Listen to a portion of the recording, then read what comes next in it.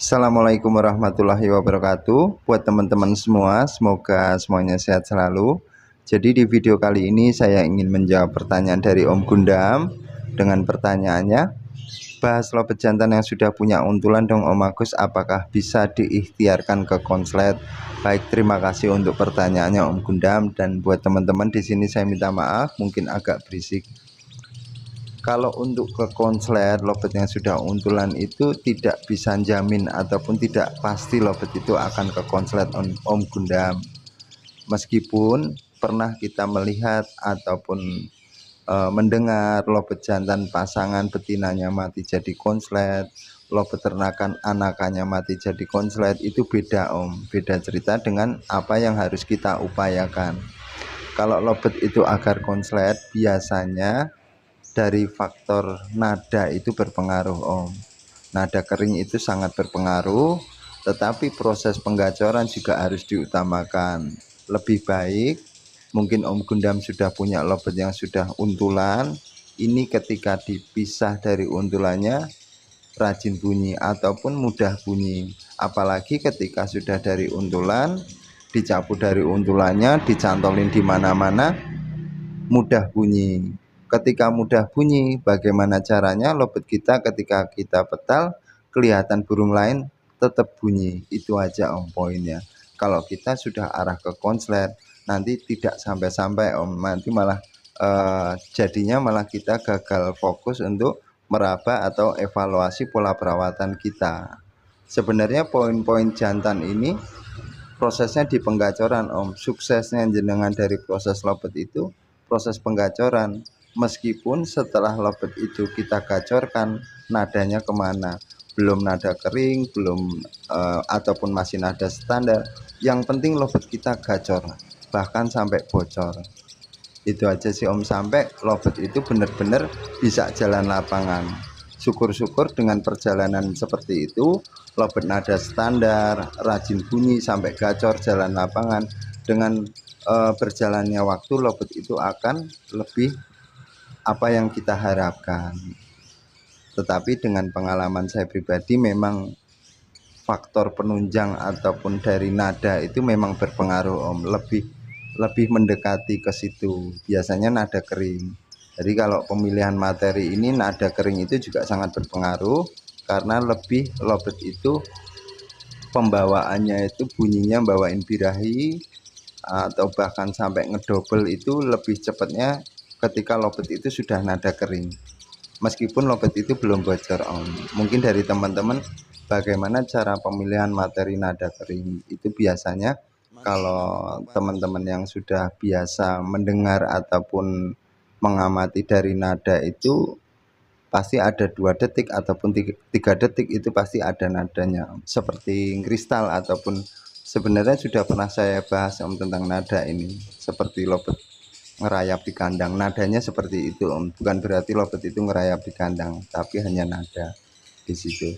Dan yang menjadi poin penting tetap di proses penggacoran Om.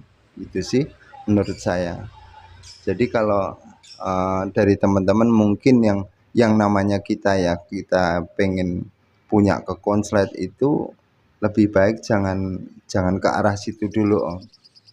Yang pastinya dengan proses penggacoran ataupun lobet itu biar lebih rajin bunyi dari pakan ataupun dari step-step yang pernah saya share itu, insya Allah lobet jantan itu yang penting gacor dulu sih, poin saya di prosesnya sih, di situ.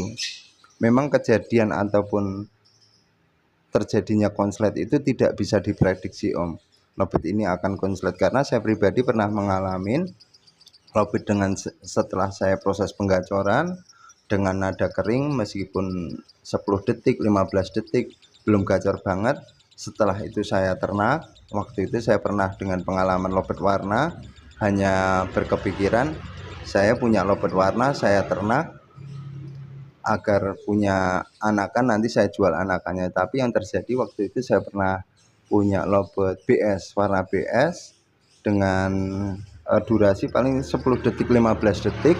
Saya ternak, karena zong terus nggak pernah jadi anakan, terus saya single. waktu itu kondisi BS juga takut sama orang, jadi tiap malam saya mandikan kuyuh. Dan waktu saya mandikan itu hanya berkepikiran agar tidak takut sama orang, itu aja sih. Tapi pemberian pakan tetap pemberian kenceng. Tapi seiring waktu lobet itu malah rajin bunyi dan responsif ketika dengar suara berisik dari musik ataupun dari suara piring, itu lebih rajin bunyi. Di situ saya berkepikiran malah memproses si jantannya dengan caranya saya sendirikan dulu sampai lobet itu rajin bunyi, meskipun lihat orang dia takut. Akhirnya step keduanya tetap saya proses penjodohan. Proses penjodohan ini saya carikan betina yang lebih muda, yang tidak bisa dikawin dulu. Saya hanya memainkan birahinya dia sampai dia birahi kawin muncul, sampai nyepah-nyepah sampai tidak bisa ngawin. Si betinanya hanya diem di dalam glodok seperti yang pernah saya share waktu itu, Om. Hanya memainkan birahi. Setelah dalam kandang kotak ini tidak ada perubahan, tapi biasanya kalau saya proses lobet jantan ini, saya biarkan dulu si jantan sama betina paut ini benar-benar di kandang kotak agak lama, Om. Jadi tidak buru-buru saya main cabut pasang. Ketika saya proses penjodohan di kandang kotak, mungkin hanya diem, hanya tidur, makan, proses seperti itu. Saya hanya prosesnya mapanin si jantan sama betina yang muda yang belum bisa dikawin. Setelah itu saya single lagi, saya mainnya tarik ulur. Tetapi proses di sini memang tidak semuanya sama, tapi dari teman-teman bisa dicoba. Ada pemahaman-pemahaman yang hampir sama. Mungkin dari teman-teman melihat tayangan dari teman-teman Lobet Mania ataupun dari vlog-vlog lainnya, ada kesimpulan yang sama, Om. Tetap tidak buru-buru dikawinkan. Meskipun ada juga lobet jantan yang sudah dikawinkan dulu lanjut di single, itu ada. Tetapi kalau dengan proses penggacoran itu lebih baik, lebih enaknya tetap dipertahankan di proses rajin bunyinya jantan. Gitu Om Gundam ya. Jadi kalau dari pertanyaan Om Gundam ini, jantan betina ketika sudah untulan apakah bisa ke konslet?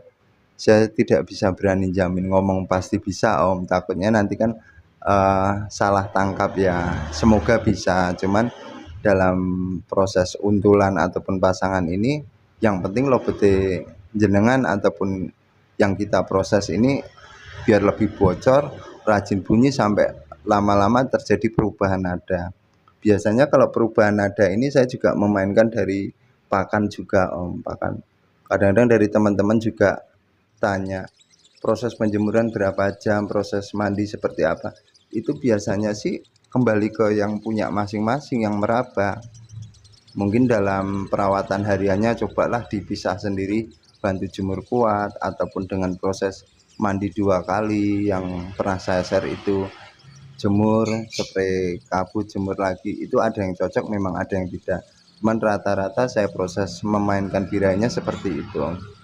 Jadi buat teman-teman semua ini di sini saya terima kasih sekali untuk supportnya, untuk like-nya, dan saya minta maaf mungkin agak kurang dipahamin ataupun bahasa saya yang kurang dimengerti. Nanti coba ditanyakan di komentar lagi agar lebih enak ataupun